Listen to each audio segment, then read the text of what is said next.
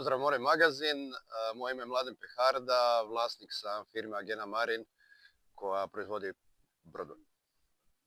Htjeli smo napraviti mali lagani gliser koji ima ponašanje na moru kao najbolji, ajmo reći, trenerski gliseri, gumenjaci, a s druge strane da ima dovoljno prostora za osunčat se, okupat se i otići s familijom na more. Dakle, brod prvenstvene namjene za kupanje, jig fishing, pušku ili slično, i da ima jako malu potrošnju.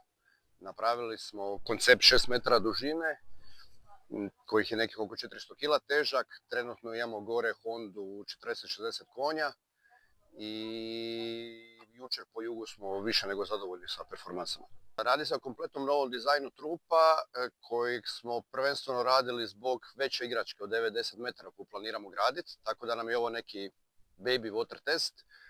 Ima 3 uzdužne skale, ima vodeni balast od 150 litara koji se isprazni kada brod izglisira.